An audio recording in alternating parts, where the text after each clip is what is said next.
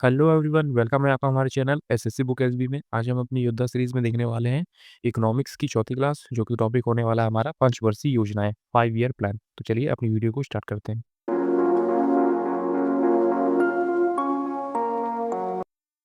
तो आइए जानते हैं कि 5 ईयर प्लान हमारा क्या होता है।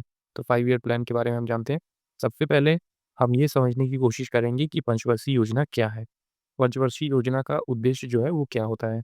दरअसल पंचवर्षीय योजना एक ऐसी योजना होती है जिसमें अगले 5 वर्षों के विकास कार्यों का रोड मैप तैयार किया जाता है। मतलब कि जो हमारा देश है वो अगले 5 सालों में कौन कौन सी चीज़ें जो है वो करने वाला है देश के हित में। इन योजनाओं के माध्यम से सरकार जो है वो कृषि, उद्योग, विज्ञान, तकनीकी, शिक्षा एवं स्वास्थ्य और बुनियादी ढांचे के क्षेत्रों में विकास के लक्ष्य को निर्धारित करती है। मतलब हमें इन सब क्षेत्रों में ज़्यादा से ज़्यादा विकास करने की योजना जो है वो बनानी चाहिए और इन्हीं को प्राप्त करने के लिए आवश्यक नीतियाँ बनाती हैं। तो इसी को पंचवर्षीय योजना के नाम से जाना जाता है। तो आप इससे समझ सकते हैं कि पंचवर्षीय योजना क्या है, कि आने वाले 5 वर्षों के लिए जो सरकार है हमारी, वो क्या करती है, कुछ नीतियाँ तैयार करती है, कुछ विशेष रूप से योजनाएँ लागू करती हैं और कुछ नीतियाँ बनाती हैं, जिससे कि आने वाले 5 साल जो है हमारे, वो हमारे देश को अच्छा बना सकें। तो यही होता है पंचवर्षीय योजना। आइए देखते हैं, ये पंचवर्षीय योजना का इतिहास जो है, वो क्या कहता है। तो पंचवर्षीय योजना का इतिहास पहला है कि अर्थव्यवस्था के पुनर्निर्माण के लिए योजना के विचार को 1940 और 1950 के दशक में पूरे विश्व में जन समर्थन मिला था। दूसरा पॉइंट है हमारा, वर्ष 1944 में उद्योगपतियों का एक समूह एकजुट हुआ जिसने भारत में नियोजन अर्थव्यवस्था की स्थापना हेतु एक संयुक्त प्रस्ताव तैयार किया। इसे पहले बॉम्बे प्लान के नाम से भी जाना जाता था। ये इंपॉर्टेंट है आपके लिए, आप इसे याद रखेंगे। इसे 1944 के आसपास के टाइम में क्या किस नाम से जाना जाता था, तो बॉम्बे प्लान के नाम से इसे जाना जाता था। अगला है तीसरा पॉइंट, भारत की स्वतंत्रता के बाद नियोजित विकास को देश के लिए एक महत्वपूर्ण विकल्प के रूप में देखा जाने लगा। चौथा है, जोसेफ स्टॉलिन प्रथम व्यक्ति थे जिन्होंने सोवियत संघ में वर्ष 1928 में पंचवर्षीय योजना को लागू किया था। तो आप इनका नाम याद रखेंगे। इनका नाम है जोसेफ स्टालिन। प्रथम व्यक्ति थे जिन्होंने सोवियत संघ में सन 1928 में पंचवर्षीय योजना को लागू किया था। अगला है पांचवा पॉइंट हमारा, भारत ने अपनी अर्थव्यवस्था के निर्माण और विकास को प्राप्त करने के लिए स्वतंत्रता के बाद पंचवर्षीय योजनाओं, जिसे 5 ईयर प्लान भी कहते हैं, उसकी एक श्रृंखला जो है वो शुरू करी। तो आप इस चीज़ को याद रखेंगे कि पंचवर्षीय योजना जो है हमारी, वो क्या होती है। हमने ऊपर देखा कि पंचवर्षीय योजना क्या होती है और इसके कुछ पंचवर्षीय योजना इतिहास इसका जो है हुआ सबसे पहले कहाँ पे हुआ था। तो आप ये चीज़ याद रखेंगे। आइए अब जानते हैं कि पहली पंचवर्षीय योजना जो है वो कैसी थी हमारी। तो पहली आती है नंबर पे हमारा पहला पंचवर्षीय योजना। तो आप इस चीज़ को याद रखेंगे। पहली पंचवर्षीय योजना जो है वो काफ़ी इंपॉर्टेंट है। यहाँ पे क्वेश्चन जो है वो एग्जाम्स में पूछे जाते हैं। तो पहली पंचवर्षीय योजना की जो समय अवधि थी वो कितनी थी, तो वो 1951 से 1956 के बीच में थी। तो आप इस चीज़ को याद रखेंगे कि प्रथम पंचवर्षीय योजना की समय अवधि थी 1951 से 1956 ईस्वी तक। तो आपने इस चीज़ को याद रखा कि प्रथम पंचवर्षीय योजना की समय अवधि कितनी थी, तो 1951 से 1956 तक थी। आप इसे याद रखेंगे, इंपॉर्टेंट है, एग्जाम में ये पूछे जाते हैं। फिर ये किस मॉडल पे बेस्ड थी, तो ये बेस्ड थी हेरोल्ड-डोमर मॉडल पर ये आधारित थी। मतलब कि ये हेरोल्ड-डोमर मॉडल पे बेस्ड थी कौन? पहली पंचवर्षीय योजना। तो इस चीज़ को भी आप याद रखेंगे। इसका उद्देश्य क्या था? तो इसका उद्देश्य था अर्थव्यवस्था का संतुलित विकास करना। सबसे पहले पंचवर्षीय योजना बनी तो उसका जो मुख्य लक्ष्य था वो था अर्थव्यवस्था का संतुलित विकास होना। फिर इसकी प्राथमिकता क्या थी पंचवर्षीय योजना की? ये प्राथमिकता थी कृषि, बिजली, परिवहन और मूल्य स्थिरता। तो सबसे पहले पंचवर्षीय योजना में कृषि, बिजली, परिवहन और मूल्य स्थिरता पर विशेष ध्यान दिया गया था। फिर कुछ और इम्पोर्टेंट चीज़ें हैं कि सामुदायिक विकास कार्यक्रम की शुरुआत भी 2 अक्टूबर 1952 को हुई थी और इसका जो लक्ष्य निर्धारित किया गया था वो 2.1% जो है वो निर्धारित किया गया था कि हम इतना परसेंट विकास दर रखेंगे। लेकिन हासिल क्या हुआ था इनसे, बहुत ज़्यादा हासिल हुआ था, 3.6% ये हासिल हुआ था। तो पहली पंचवर्षीय योजना पूरी तरह से सफल मानी जाती है। तो आप इस चीज़ को याद रखेंगे। ये जो लक्षित दर था कि इन्होंने इतना सोचा था कि हमें 2.1% के आसपास विकास करना है, पर इनका विकास दर जो हासिल हुआ था वो 3.6% के आसपास जो ये हासिल हुआ था। तो ये काफ़ी इंपॉर्टेंट है, ये दोनों चीज़ एग्जाम में पूछी जाती है, तो आप इस चीज़ को भी याद रखेंगे। आइए अब देखते हैं द्वितीय पंचवर्षीय योजना। तो द्वितीय पंचवर्षीय योजना से भी एग्जाम में क्वेश्चन बनते हैं, तो आप इसको भी याद रखेंगे। तो इसमें पहला है हमारा समय अवधि। तो समय अवधि इसकी जो थी वो 1956 से 1961 के बीच में थी। तो आप इस चीज़ को याद रखेंगे कि द्वितीय पंचवर्षीय योजना सेकंड 5 ईयर प्लान का जो टाइम पीरियड था वो 1956 से 1961 तक जो था वो था। फिर है मॉडल, कि किस मॉडल पे ये बेस्ड थी, तो ये थी हमारी पीसी महालनोबिस के 4 सेक्टर मॉडल पर ये आधारित थी। तो आप इस चीज़ को याद रखेंगे कि पीसी महालनोबिस के 4 सेक्टर पर ये आधारित थी। फिर उसके बाद अगला है उद्देश्य, इसका उद्देश्य क्या था? तो तीव्र औद्योगीकरण इसका उद्देश्य माना जाता है। तो आप इस चीज़ को याद रखें, इसका उद्देश्य क्या था? तीव्र औद्योगीकरण। फिर उसके बाद है लक्षित दर, कि इन्होंने कितना लक्ष्य सोचा था? तो इन्होंने सोचा था 4.5% के आसपास हमारा विकास दर होना चाहिए, और इन्होंने हासिल कितना किया था? तो जितना इन्होंने सोचा था उससे थोड़ा-सा कम इन्होंने हासिल किया था, मतलब 4.21% ये हासिल किया था। 4.5% का सोचा था और 4.21% इन्होंने हासिल किया था। आप ये भी याद रखेंगे। तो आइए देखते हैं तीसरी पंचवर्षीय योजना, थर्ड 5 ईयर प्लान। तो तीसरी पंचवर्षीय योजना आती है हमारी, ये है, इसकी समय अवधि कितनी है? तो 1961 से 1966 तक। तो आप इस चीज़ को याद रखें। तो इसमें मॉडल क्या था? तो इसमें मॉडल था जॉन सैंडी और एस का मॉडल था, जो कि चक्रवर्ती मॉडल पर आधारित था। तो आप इस चीज़ को याद रखेंगे, ये कौन-सा मॉडल था तीसरा पंचवर्षीय योजना हमारा? तो जॉन सैंडी और एस का ये मॉडल था। और इसका उद्देश्य क्या था? तो इसका उद्देश्य था आत्मनिर्भर और स्व-उत्पादक अर्थव्यवस्था हो। मतलब कि हमारा देश आत्मनिर्भर बने और स्व-उत्पादक, मतलब कि हम खुद से कुछ चीज़ें जो है उसका निर्माण करें, उसको बनाएँ, उसको पैदा करें। और फिर जो इन्होंने लक्ष्य हासिल किया था, मतलब लक्ष्य दर इसकी कितनी थी? तो 5.6% थी, और इन्होंने जो हासिल किया वो बहुत ही कम था। वो लगभग कितना था? तो आप इसे याद रखेंगे, वो था 2.72%, मतलब 5% का सोचा था और लगभग इन्हें 2.5% के आसपास इन्होंने वो चीज़ हासिल करी। तो ये भी एग्ज़ाम्स में तीसरे 5 ईयर प्लान से पूछी जाती है। ये दोनों चीज़ आप याद रखेंगे कि इन्होंने लक्ष्य जो रखा वो कितना था और इन्होंने हासिल किया वो कितना था। तो ये दोनों चीज़ आप याद रखेंगे। फिर जो अगला पॉइंट है कि इस योजना के दौरान भारत के 2 युद्धों को सामना करना पड़ा था। पहली बार 1962 में चीन के साथ और दूसरी बार 1965 में पाकिस्तान के साथ। इसी वजह से इसकी जो हासिल विकास दर थी, वो बहुत ही कम हो गई थी। इसके बाद दोस्तों आया था हमारा प्लान हॉलिडे। प्लान हॉलिडे में कोई भी 5 ईयर प्लान जो है, वो लागू नहीं किया गया था, और प्लान हॉलिडे का जो टाइम पीरियड था, वो कितना था? 1966 से 1969 तक। तो आप इसे याद रखेंगे कि 3 साल प्लान हॉलिडे चला था। और इसी प्लान हॉलिडे में जो है, भारत में हरित क्रांति की शुरुआत की योजना हुई थी। तो आप इस चीज़ को याद रखेंगे कि प्लान हॉलिडे में कोई भी 5 ईयर प्लान जो है वो लागू नहीं किया गया था, जो कि टाइम पीरियड था इसका 1966 से 1969 तक। और इसी प्लान हॉलिडे में भारत में हरित क्रांति की शुरुआत की योजना हुई थी। फिर अगला आता है हमारा 5 ईयर प्लान जो है, चौथा पंचवर्षीय योजना। तो चौथी पंचवर्षीय योजना मतलब फोर्थ 5 ईयर प्लान। इसका जो समय अवधि थी, टाइम पीरियड था, वो कितना था? 1969 से 1974 के बीच में ये चौथी पंचवर्षीय योजना जो है वो लागू हुई थी। और ये किस मॉडल पे बेस्ड थी? तो ये मॉडल पे बेस्ड थी हमारी, जो था अशोक, रुद्र और एलोन एस मनी मॉडल पर आधारित था। तो आप इस चीज़ को याद रखेंगे, अशोक, रुद्र और एलोन एस मनी मॉडल पर ये आधारित था। फिर है इसका उद्देश्य क्या था? इसका उद्देश्य था स्थिरता के साथ आर्थिक विकास और आत्मनिर्भरता की प्रगतिशील प्राप्ति करना। तो आप इसे याद रखेंगे कि चौथी पंचवर्षीय योजना का जो उद्देश्य था वो था स्थिरता के साथ आर्थिक विकास और आत्मनिर्भरता की प्रगतिशील प्राप्ति। फिर अगला है इसका लक्ष्य वृद्धि दर कितना सोचा गया था? ये सोचा गया था 5.7% के आसपास, और इन्हें हासिल कौन सा हुआ? ये हासिल हुआ इनको 3.3% के आसपास ये हासिल हुआ। तो ये भी आप याद रखेंगे, इम्पोर्टेंट है कि 5.7% सोचा था पर मिला कितना? 3.7% विकास दर इनको हासिल हुआ। ये दोस्तों बीच में क्वेश्चन आ गया, तो आप इसको भी देख लीजिए। भारत में योजना आयोग कब बना गया था? तो भारत में जो योजना आयोग है वो कब बनाया गया था? तो 1950 को ये बनाया हुआ था। तो आप इसका राइट आंसर याद रखेंगे कि भारत में योजना आयोग कब बनाया गया था? तो 1950 को ये बनाया गया था। तो आइए अब देखते हैं फिफ्थ पंचवर्षीय योजना, मतलब कि पाँचवीं पंचवर्षीय योजना। तो पाँचवीं पंचवर्षीय योजना आती है हमारी, ये भी इम्पोर्टेंट है, आप इसको याद रखें कि समय अवधि इसकी कितनी थी? तो 1974 से 1979 तक ये जो पाँचवीं पंचवर्षीय योजना जो थी। फिर उसके बाद है इसका उद्देश्य, तो इसका उद्देश्य था गरीबी उन्मूलन एवं आत्मनिर्भरता की प्राप्ति। तो आप पाँचवीं पंचवर्षीय योजना से ये 2 चीज़ें याद रखेंगे कि इसका जो टाइम पीरियड था वो था 1974 से 1979, और इसका उद्देश्य था गरीबी उन्मूलन एवं आत्मनिर्भरता की प्राप्ति। और फिर इनका जो लक्षित विकास दर था, वो कितना था? 4.4%, और इन्होंने जो हासिल विकास दर किया था, वो 4.8% था। तो ये काफ़ी अच्छा था। 5वीं पंचवर्षीय योजना जो है, वो पिछली तीसरी, चौथी पंचवर्षीय योजना से ज़्यादा अच्छी थी और वो सफल मानी जाती है। तो आप इसे याद रखें कि इन्होंने जितना विकास दर सोचा था, उससे आस-पास ही इन्होंने प्राप्त कर लिया था। तो ये भी काफ़ी सफल योजना जो है, वो 5वीं पंचवर्षीय योजना मानी जाती है। फिर इसी के बाद आया था हमारा रोलिंग योजना, रोलिंग प्लान जिसे कहते हैं। तो रोलिंग प्लान में क्या था? भारत में रोलिंग प्लान 1978 में शुरू किया गया था और रोलिंग प्लान की अवधारणा जो है, वो गुन्नार मिडल द्वारा गढ़ी गई थी। तो आप इस चीज़ को याद रखेंगे कि रोलिंग योजना आई थी एक बार, जो कि भारत में रोलिंग प्लान 1978 में शुरू किया गया और रोलिंग प्लान की अवधारणा जो है, वो गुन्नार मिडल द्वारा गढ़ी गई थी।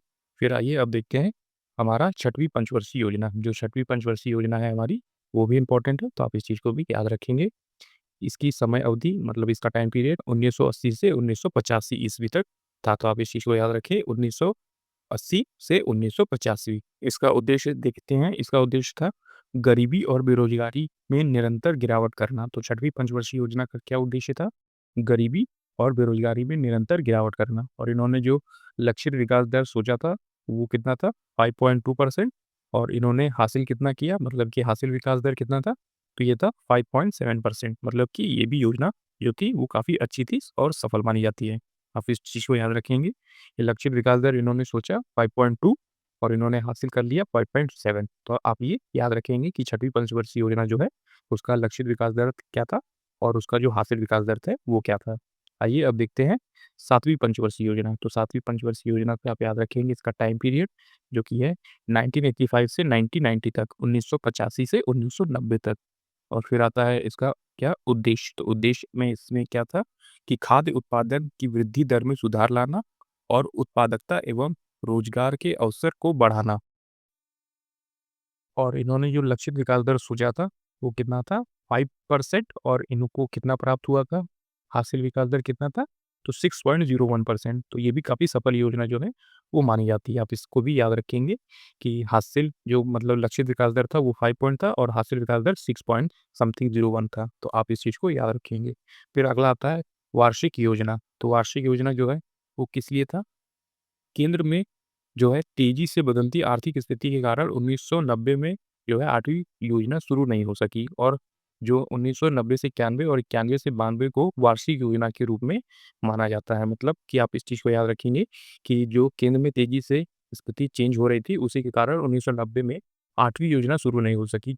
तो इसी की वजह से 1990 से 1992 को वार्षिक योजना के रूप में माना जाता है। मतलब इस समय कोई भी योजना जो है वो शुरू नहीं हो पाई थी। फिर इसी के बाद आता है जो है हमारा 8वीं पंचवर्षीय योजना। तो 8वीं पंचवर्षीय योजना की जो टाइम पीरियड था वो कितना था? तो वो 1992 से 1997 के बीच में ये माना जाता है।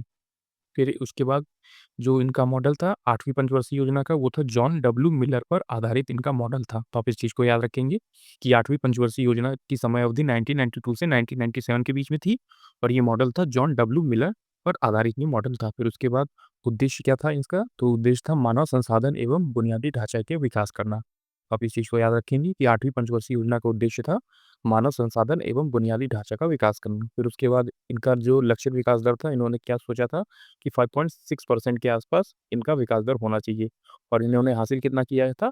तो 6.8% इन्होंने हासिल किया था।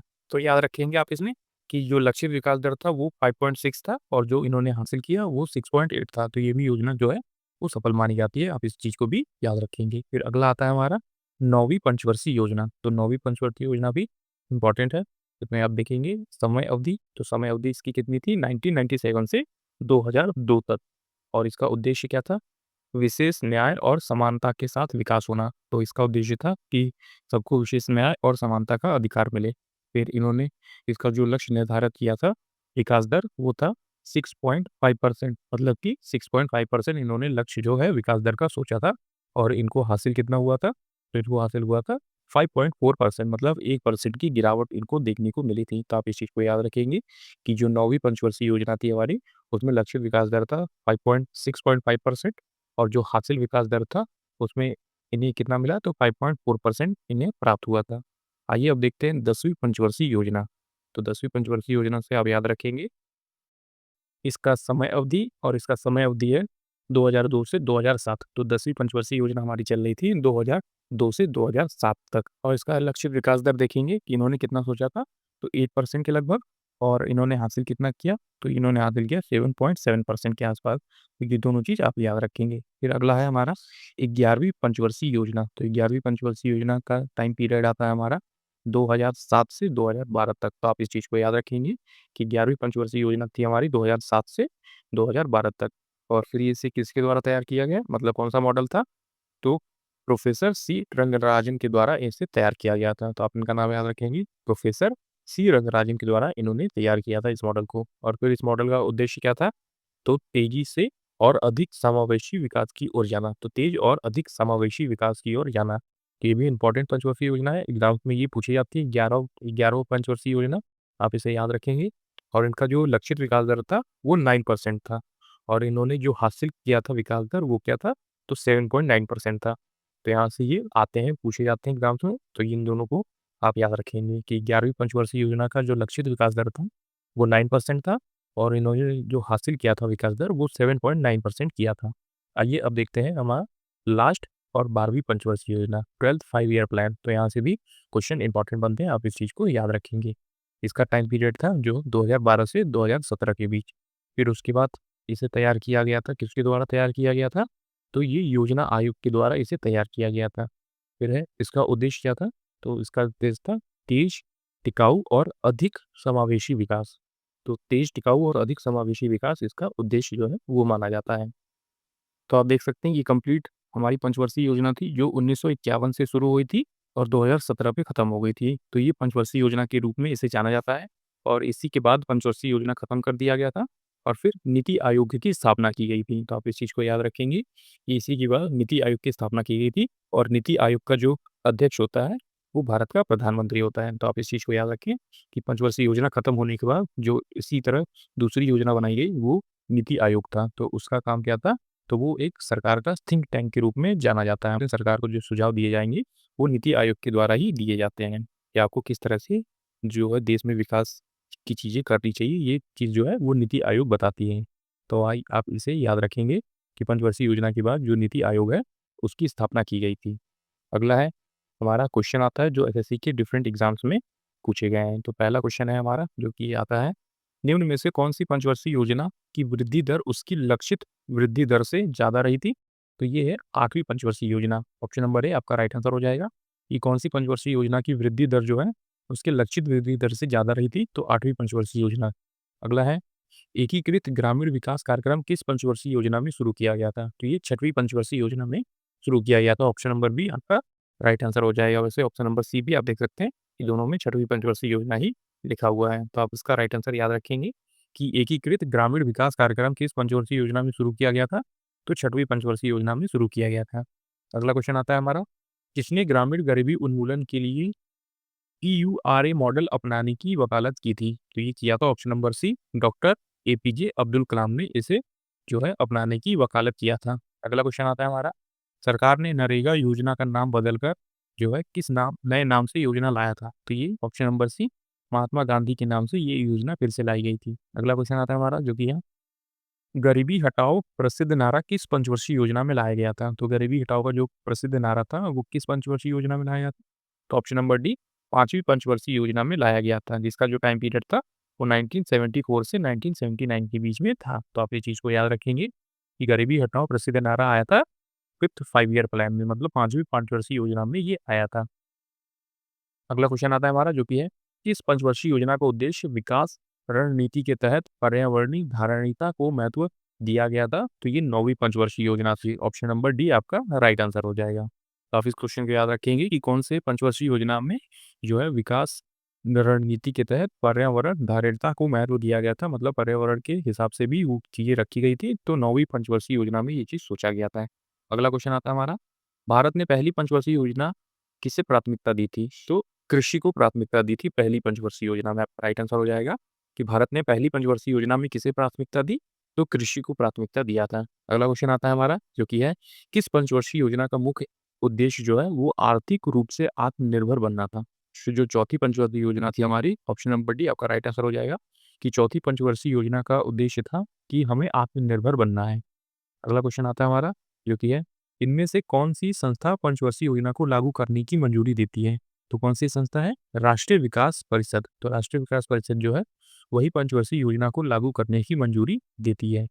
अगला क्वेश्चन देखते हैं, द्वितीय पंचवर्षीय योजना ने किसे प्राथमिकता दी? जो दूसरी हमारे पंचवर्षीय योजना थी, सेकंड 5 ईयर प्लान, उसमें कौन-सी चीज़ें प्राथमिकता पे थी? तो भारी उद्योग। भारी उद्योग ऑप्शन नंबर सी आपका राइट आंसर हो जाएगा। तो सेकंड 5 ईयर प्लान में जो योजना बनी थी उसमें कौन-सी चीज़ें उसका प्राथमिक उद्देश्य था? तो भारी उद्योग था। अगला क्वेश्चन आता है हमारा, जो कि है 12वीं पंचवर्षीय योजना की अवधि क्या थी? तो ऑप्शन नंबर डी हो जाएगा इसका राइट आंसर कि 1 अप्रैल 2012 से 31 मार्च 2017। ये था जो हमारी 12वीं पंचवर्षीय योजना की टाइम पीरियड, इसे माना जाता है 1 अप्रैल 2012 से 31 मार्च 2017 को। अगला क्वेश्चन आता है हमारा, जो कि है भारत में पंचवर्षीय योजना कब लागू की गई थी? तो ये लागू की गई थी ऑप्शन नंबर डी 1951 में, 1951 में ये योजना लागू हुई थी। अगला क्वेश्चन आता है हमारा, तृतीय पंचवर्षीय योजना का मुख्य उद्देश्य क्या था? जो तृतीय पंचवर्षीय योजना थी, हमारा तीसरा 5 ईयर प्लान था, उसका मुख्य उद्देश्य क्या था? तो उसका मुख्य उद्देश्य भी कृषि था। ऑप्शन नंबर बी आपका राइट आंसर हो जाएगा। अगला क्वेश्चन आता है हमारा, जो कि है किस पंचवर्षीय योजना के बाद रोलिंग प्लान को लागू किया गया था? तो किस पंचवर्षीय योजना के बाद रोलिंग प्लान आया था? तो 5वीं पंचवर्षीय योजना के बाद जो है वो रोलिंग प्लान को लागू किया गया था। अगला क्वेश्चन आता है हमारा, 5वीं पंचवर्षीय योजना का मुख्य उद्देश्य क्या था? जो 5वीं पंचवर्षीय योजना थी, उसका मुख्य उद्देश्य था हमारा ऑप्शन नंबर ए, गरीबी उन्मूलन और आत्मनिर्भरता। तो गरीबी उन्मूलन और आत्मनिर्भरता हमारा 5वीं पंचवर्षीय योजना का उद्देश्य माना जाता है। अगला है, चितरंजन लोकोमोटिव की स्थापना किस पंचवर्षीय योजना के समय की गई थी? तो ये पहली पंचवर्षीय योजना के समय ये किया गया था, चितरंजन लोकोमोटिव की स्थापना। अगला क्वेश्चन आता है हमारा, इनमें से किसने रोलिंग प्लान का सुझाव दिया था? तो गुन्नार मिर्दल।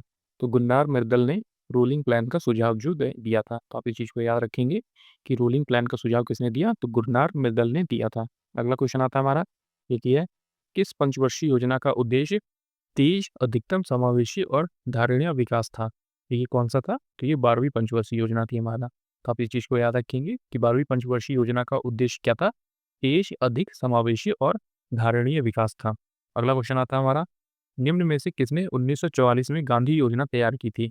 तो गांधी योजना किसने तैयार की थी? Option number B, S N. Agarwal ने तैयार किया था। तो आप इंपॉर्टेंट क्वेश्चन है, आप इसे याद रखेंगे कि गांधी योजना 1944 में किसने तैयार किया था?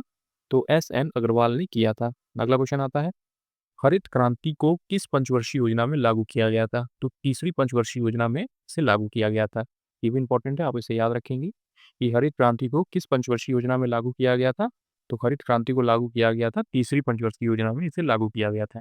अगला क्वेश्चन आता है हमारा, जो कि है, किस पंचवर्षीय योजना का उद्देश्य समावेशी विकास था? तो 11वीं पंचवर्षीय योजना, मतलब कि ऑप्शन नंबर बी आपका राइट आंसर हो जाएगा।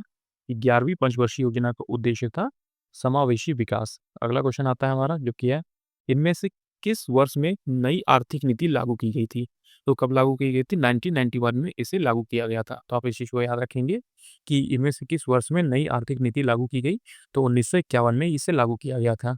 अगला क्वेश्चन आता है आज का हमारा लास्ट क्वेश्चन, इस पंचवर्षीय योजना में ऐसा माना जाता है कि मानव विकास ही सभी विकासात्मक प्रयासों का मूल्य है। तो ये माना जाता है 8वीं पंचवर्षीय योजना में। तो आप इस चीज़ को याद रखेंगे कि किस पंचवर्षीय योजना ने ऐसा माना कि मानव विकास ही सभी विकासात्मक प्रयासों का मूल्य है, तो 8वीं पंचवर्षीय योजना में इसे माना जाता है।